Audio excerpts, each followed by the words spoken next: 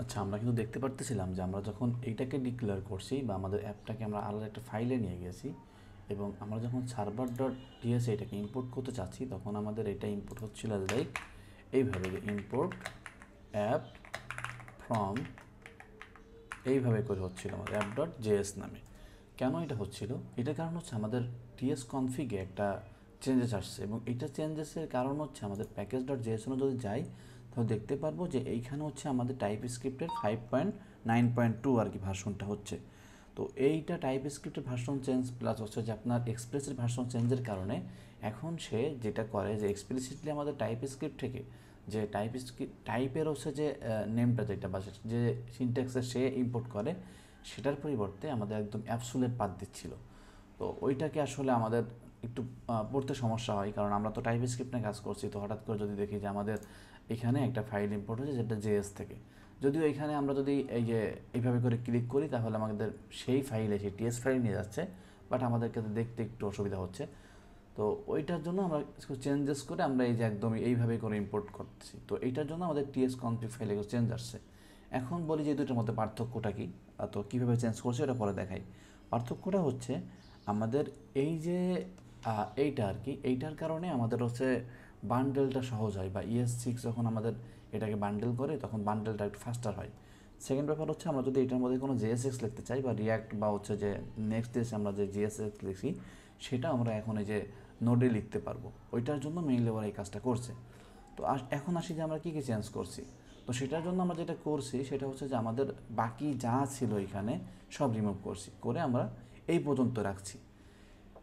এর আগে হচ্ছে আমাদের টার্গেটে ছিল, আমরা টার্গেট ইয়েস নেক্সটে নিয়েছি, মডিউলকে কমন জেস করেছি, আর এই দুইটা তো জানেন যে রুট ডিট এবং আউট ডিটটা আছে।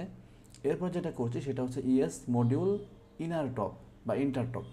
তো এই যে কারণ হচ্ছে যে আপনার ইএসের মডিউল কখনো আসবে তখন হচ্ছে সেটা এই ES6-এর অনুযায়ী আসবে, সেটা কমন জেস অনুযায়ী আসবে না। এটাকে স্ট্রিক্ট করি না আমরা, এই লাইনটা অ্যাড করছি।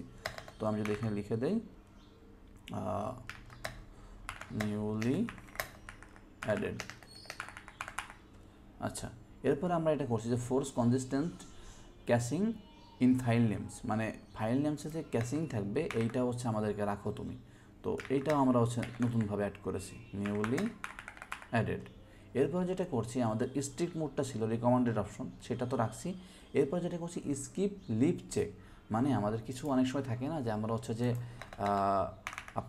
আপনার হচ্ছে যে index dot D dot T S, মানে আমাদের যখন কোনো একটা প্যাকেজ ইনস্টল করি বা কোনো একটা এনপিএম প্যাকেজকে আমরা ইনস্টল করতে যাই অথবা কোনো একটা সার্ভিস লিখতে যাই যেটার ক্ষেত্রে আসলে কোনো টিএস থাকে না, তো সেক্ষেত্রে আমরা ওইটার জন্য একটা টিএস ডিক্লেয়ার করে ফেলি। তো সেইটাকেও সে চেক করবে কি না। তো এটা যদি ফলস করে দিই তাহলে সে হচ্ছে অবশ্যই চেক করবে, আর যদি স্কিপ করতে বলি তাহলে স্কিপ করে চলে যাবে। তো ওইটাতে আমাদের কোনো এরর আসবে না।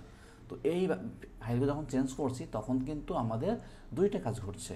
আমরা এখন এই যে এইভাবে করে ইম্পোর্ট করতে পারছি এটার পরিবর্তে। সেকেন্ড ব্যাপারটা হচ্ছে আমরা কিন্তু এখন টিএস নোটটাকেই এখানে ইউজ করতে পারতেছি, যে দেখেন টিএস নোটটা কিন্তু আমরা এখন ডেভ যে প্যাকেজটা আছে এটা ইউজ করতেছি, যেটা আমরা আগে TSX দিয়ে করেছিলাম। তো এইটা হচ্ছে বেশি সুন্দর আর কি। তো জাস্ট এইখানে কয়েকটা ভার্সন চেঞ্জ, মানে আপনি এইখানে জাস্ট হচ্ছে যে টার্গেটটাকে ইয়েস নেক্সট করবেন, মডিউলকে কমন জেস করে দিবেন, আর হচ্ছে কিছুই না। আর এইখান থেকে প্যাকেজ জেসন থেকে আপনার যে টাইপটা এটা আপনি উঠিয়ে দিতে পারেন, কারণ এখন এটার প্রয়োজন নাই। কারণ আমরা তো এটা বলেই দিছি যে তুমি হচ্ছে যে এই যে টার্গেট হিসেবে একে নাও, মানে ইয়েস নেক্সটকে নিয়ে নাও। তো সেক্ষেত্রে ওইটার প্রয়োজন হবে না। আর যেহেতু হচ্ছে যে আমরা এই ফাইল দুইটা এখানে অ্যাড করেছি, অ্যাট্রিবিউট অ্যাড করেছি, সেটা হচ্ছে ধর ইয়েস মডিউল ইন্টারটপ, অর্থাৎ মডিউলগুলো কীভাবে আমাদের এখানে আসবে, আমাদের হচ্ছে ইয়েস অনুযায়ী আসবে, সেই ইয়েস অনুযায়ী আসাটা হচ্ছে এইটা। আর এটা করেছি যাতে করে আমাদের ফাইলের নেমগুলো ঠিক থাকে। আরেকটা অ্যাড করেছি, এটা হচ্ছে যে আমাদের যাতে করে ওই যে আমরা যে কাস্টম টিএস বানাবো সেটাকে সে স্কিপ করবে কিনা। তো এইটার করার পরে যদি আমি এখানে এখন আসি অ্যান্ড এখানে যদি আমি বান ডেভ দেই, তো দেখেন আমার এটা সার্ভার কিন্তু চালু হয়ে গেছে। এখন যদি আমি যাই তাহলে হ্যাঁ আমার সার্ভার কিন্তু ওকে। এখন আমি একটা কাজ করে ফেলি, তো এই যে দেখেন আমাকে লিখে দিতে হচ্ছে, বাট আমি জাস্ট এখানে ক্লিক করলে আমার এটা যাতে করে হচ্ছে আপনার ইয়ে হয়ে যায়, মানে রান হয়ে যায়। তো সেটার জন্য আসলে আমি কী করব, তো সেটার জন্য আমি এইটা এইভাবে দিয়ে এই যে পোর্টটাকে এইভাবে করে দিয়ে দিই, এই চলে আসছে। এখন যদি এখানে ক্লিক করি দেখেন তাহলে কিন্তু আমাকে এখানে নিয়ে যাচ্ছে, মানে আমার আর লেখা লাগতেছে না আর কি। আচ্ছা, এখন আমি একটু চেঞ্জ করে দেখি যে আসলে আমাদের কোথাও চেঞ্জ হলে আসলে কাজ করে কিনা। তো hello word from new file সিস্টেমতে দেই, ফাইল সিস্টেম অ্যান্ড tsconfig। এখন যদি আমি এটাকে রিলোড দিই,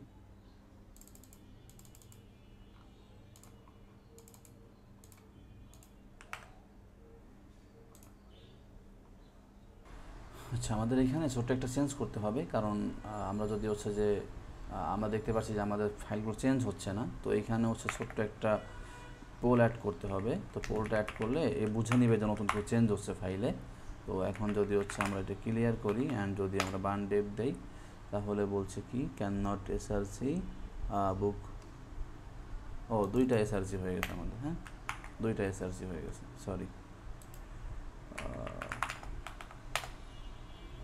আচ্ছা এখন যদি যাই অ্যান্ড যদি আমি নিউ নামে একটা করছিলাম, সেটাও কিন্তু হচ্ছে কাজ করতেছে। অ্যান্ড যদি হচ্ছে আমি নিউতে আসি, তো এইখানে যদি আমি আরেকটা এপিআই নিয়েছি, সেটা হচ্ছে নিউ। নিউতে যদি ক্লিক করি তাহলে এটাকে অ্যাড করি অ্যান্ড নিউ, দেখি আমাদের এটা চেঞ্জ হয়েছে কিনা। হ্যাঁ এটা চেঞ্জ হয়েছে। অ্যান্ড এটাতে একটু ক্লিক করে দেখি যে এখন আসলে কাজ করে কিনা। অ্যান্ড নিউ কাজ করতেছে। ইভেন লাইভ দেখতে চাইলে আমরা যদি এখানে বলি লাইভ, তাহলে লাইভটাও মেবি কাজ করবে। ফাইল চেঞ্জ হয়েছে, ফাইলটাকে আমরা সেভ করি অ্যান্ড যদি দেই অ্যান্ড লাইভ। তার মানে আমাদের হচ্ছে ছোট্ট একটা ইয়ের ক্ষেত্রে আমরা যখন হচ্ছে যে প্রিজমা এবং পোস্টগ্রেস নিয়ে কাজ করব, তখন আসলে আমাদের একটা পোল অ্যাট্রিবিউট অ্যাড করে দিতে হয় আমাদের টিএস ফাইলের মধ্যে বা আমাদের এই যে ডেবের মধ্যে। তখন সে বুঝতে পারে যে আসলে ফাইলটা হচ্ছে কিনা, চেঞ্জ হচ্ছে কিনা। এখানে আরও একটা করা যায়, আপনি হচ্ছে চাইলে এখানে অস্ট অ্যাড করতে পারেন, নোটবন অ্যাড করতে পারেন। তো পোলটা অ্যাড করলে আপনার এখানে কাজ করবে। এখন আসি যে আমাদের হচ্ছে যে নেক্সট যে ব্যাপারটা, সেটা হচ্ছে যে আমাদের কনফিগ, রাউট, ইউটিলস এইগুলো নিয়ে কাজ করতে হবে, তাই না? তো কনফিগটা আমরা একটু করে ফেলে দেখেন। এখন কিন্তু আমরা এক্সপ্লিসিটলি এইখানে হচ্ছে বলে দিচ্ছি যে কোন পোর্টে তুমি রান করবা, 3003। এখন আপনি এখানে আসেন, এসে দেখবেন যে এখানে ডাটাবেসটা দেওয়া আছে। তো এই ডাটাবেসটা আপনার আসলে দিয়ে কোনো কাজ হওয়ার কথা না। তো তারপরে হচ্ছে যে এখানে থাক। আচ্ছা এরপর যেটা করতে হবে সেটা হচ্ছে যে আমাদের এখানে কিছু ইএনভি ফাইল লাগবে। তো সেটা আমরা একটু লিখে ফেলি। প্রথমেই লাগবে যে হচ্ছে আমাদের পোর্টটা হবে আমাদের 3003। এরপরে হচ্ছে আমাদের নোড মডিউলস হবে, নোড মডিউলস বা নোড ইএনভি দিলেও হবে, নোড ইএনভি। সেটা হচ্ছে এখন আমরা ডেভেলপমেন্ট ফেজে আছি, ডেভেলপমেন্ট। এরপরে আর কি লাগবে, আপাতত আমাদের এইটাই থাক, তাই না? এখন আমরা কিন্তু হচ্ছে যে এটাকে একটু অফ করে দেই। আমাদের কনফিগ ফাইলটা আমরা হচ্ছে করব, এখানে ডিক্লেয়ার করব। এখন কনফিগ ফাইলটা কোথায় করব সেটা হচ্ছে দেখেন, এই অ্যাপের মধ্যে কিন্তু কনফিগটা লিখব। তো এই যে অ্যাপের মধ্যে কিছু নেই, জাস্ট এর মধ্যে আমরা কনফিগে চলে যাব। তো কনফিগ লিখলাম, এর মধ্যে হচ্ছে index.ts নামে একটা ফাইল নিলাম অ্যান্ড এটাকে হচ্ছে যে এক্সপোর্ট ডিফল্ট করলাম। তো এটার মধ্যে হচ্ছে প্রথমে বলবো যে port equal process dot ENV dot node modules, তাই না? নোট ইএনভি ছিল আমাদের, নোট ইএনভি। তো এটাকে হচ্ছে এনে দিলাম। অ্যান্ড সেকেন্ড আমাদের কি লাগবে, সেকেন্ড হচ্ছে আমাদের নোড ইএনভি লাগবে। তো নোড ইএনভিকে আমরা নিয়ে নেই। তো নোড ইএনভি, এটা প্রসেস ডট ইএনভি ডট, এটাকে হচ্ছে আমরা একটু কপি করে নিয়ে আসি অ্যান্ড এখানে দিয়ে দেই। এখন কিন্তু আমরা এইভাবে নিয়ে নিলাম। তো যেহেতু এইভাবে নিয়ে আসি, তাহলে পোর্টটাকে আমরা এইভাবে ইউজ করব না। পোর্টটাকে আমরা এখন কি আমরা এই প্রসেস ডট ইএনভি দিয়ে ইউজ করবো না, এখন কিন্তু আমরা কনফিগ থেকে নিয়ে আসবো। কনফিগ, এই যে অ্যাপের মধ্যে কনফিগ, এইখান থেকে ইম্পোর্ট করেন অ্যান্ড এটার মধ্যে পোর্ট দেন, দিলে আপনার কাজ শেষ। এখন যদি আপনি এটাকে হচ্ছে রান করে দেখতে চান যে আসলে রান হয় কিনা বা পাচ্ছে কিনা, একটু দেখি আসলে টেস্ট করে। দেখেন আমাদের কিন্তু আনডিফাইন আসছে। কেন আনডিফাইন আসছে আমাদের একটু চেক করা দরকার, তাই না? এখন যদি আমি ইএনভিতে যাই, পিওআরটি পোর্ট হচ্ছে আপনার 3000 আছে। আর ইন্ডেক্সে যাই, সেখানে হচ্ছে যে দুইটাই কিন্তু আমরা ইএনভি দিয়ে দিয়েছি, দেখছেন? আমরা কিন্তু এটাকে পোর্ট দেই নাই, ভুল করছিলাম একটা। তো এটাকে দেই অ্যান্ড যদি রান করি, এখন যদি একটু আবার রান করার চেষ্টা করি, দেখি কি হয়। এখন undefined port process dot ENV. ওহো, আমাদের এখানে তো একটা সমস্যা আছে, আমরা কিন্তু ডট ইএনভিকেও সেইখানে আনি নাই। তা ডট ইএনভি যদি না আনি তাহলে আসলে কীভাবে পাবে? তো আমাদের এইখানে কোনো ডট ইএনভি আছে, তো এটাকে হচ্ছে আমরা একটু ইনস্টল করে ফেলি। তো সেটার জন্য আমরা হচ্ছে আমাদের ইয়েতে চলে যাই, ব্রাউজারে চলে যাই, আমরা ডট ইএনভি npm সার্চে আসবে অ্যান্ড এইটাকে যাই। এখন দেখেন আমাদের এটা কিন্তু চলে আসছে। তো এই যে আমাদের .env from .env চলে আসছে অ্যান্ড এইটাকে হচ্ছে আমাদের একটু কনফিগার করে নিতে হবে আর কি। তো সেটার জন্য আমরা প্রথমে হচ্ছে এটাকে আগে ইনস্টল করি, বান অ্যাড .env। আচ্ছা .env আমাদের অ্যাড হয়ে গেছে অ্যান্ড এইটাকে হচ্ছে ওরা কি বলছে দেখেন, কিছুই না, জাস্ট রিকোয়ার .env config। তো আমরা তো হচ্ছে এটাকে পাথ হিসেবে নিয়ে নিতে পারি, যে কাস্টম পাথ হিসেবেও নিয়ে নিতে পারি, বা এই যে এইভাবে যেভাবে একটা অনেকভাবে ইউজ করা যায় আর কি এটা। তো আমরা আসলে আমাদের মতো করে ইউজ করি।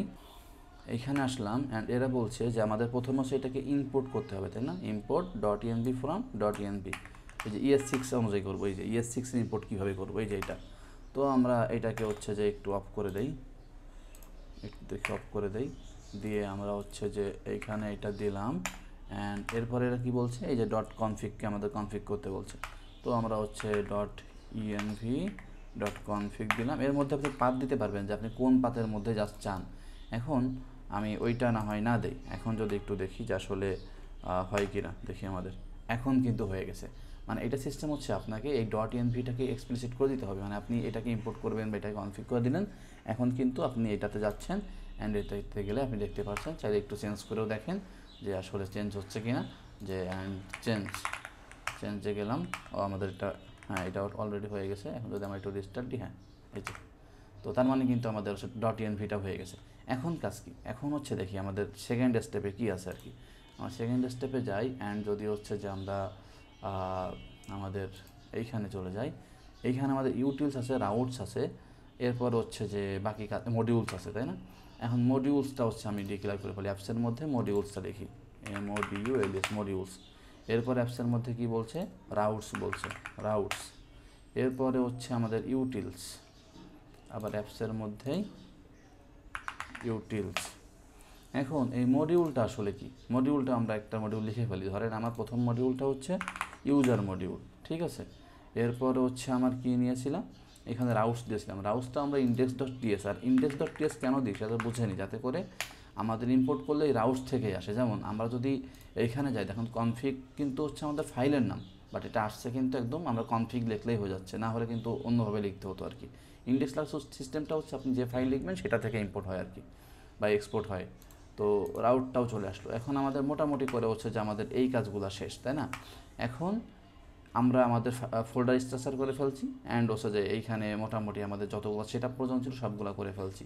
তাহলে এইটা হচ্ছে আমি গিটে দিয়ে দিব, যদি কারো প্যাকেজ জেসন অ্যান্ড হচ্ছে যে টিএস কনফিগের সমস্যা হয়, এইটা থেকে হচ্ছে আপনার নিয়ে কপি পেস্ট করে কাজ করতে পারবেন। তাহলে আপনার এই যে ইম্পোর্টটা সুন্দর হবে। না হলে কিন্তু এখানে আবার জেএস থাকতো, কারণ আসলেই কিন্তু ব্রাউজার বা আমাদের যে রান হয় যা কিছু না কেন, কোডটা টিএস কখনো রান হয় না, এটা হচ্ছে আমাদের কম্পাইল হয়ে আমাদের জেএসে রান হয়। কারণ আপনি যখন এটাকে বিশ্বাস না হয় একটু হচ্ছে বিল্ড দিয়ে দেখতে পারেন।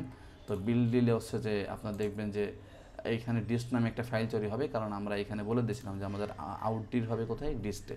অ্যান্ড এইটা কিন্তু তখন আপনার সব জেএস ফাইল হয়ে যাবে, ঠিক আছে? তো আজকে এই পর্যন্তই। নেক্সটে হচ্ছে আমরা আমাদের মডিউলসগুলো হচ্ছে ডিক্লেয়ার করব অ্যান্ড একটা একটা করে হচ্ছে আমাদের এপিআই ক্রিয়েট করব এবং ডাটাগুলো ইনসার্ট করা শুরু করবো ইনশাল্লাহ।